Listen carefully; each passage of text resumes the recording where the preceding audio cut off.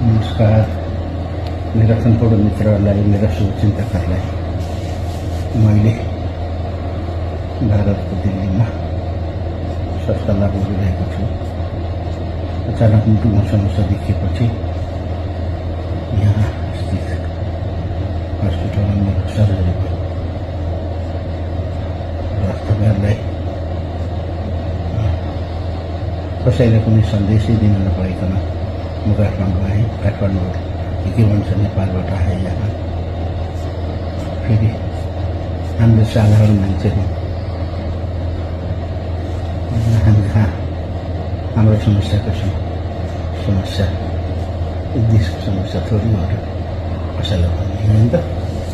हामी स्वास्थ्य लाभ गर्दैछौँ। अपरेसन भयो हजुरहरूको कृपाले, मालिक परमेश्वरको कृपाले अहिले मलाई राम्रो हुँदैछ। जटिल शल्यक्रिया थियो, अब अहिले ठिक छ।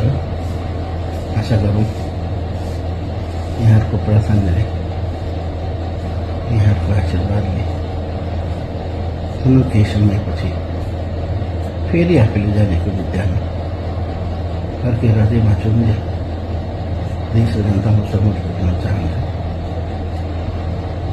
मात्र तपाईँहरूले प्रेम सद्भाव सधैँ रहिरहोस्।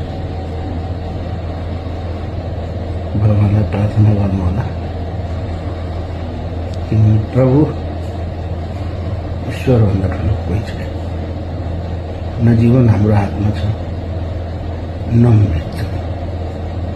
मृत्यु मागेर पनि त्यो वेदनाको बेलामा कहाँ पाइँदो रहेछ। कुनै जीवनका कालखण्डमा मौका मिले प्रस्तुत गर्नेछु आफूले गरेका यी अनुभवहरू। जे होस्, सर्वे भवन्तु सुखिनः, सर्वे सन्तु निरामयाः। सबै सुखी रहनु, सबै निरोगी रहनु। अन्तमा अहिले मलाई ठिक छ। अब भगवान्को कृपा, यहाँहरूको आशीर्वादले केही दिन अस्पतालबाट डिस्चार्ज हुन्छु भन्ने कुरो विश्वास छ। बाँकी केही समयपछि फेरि यहाँहरूको सेवामा म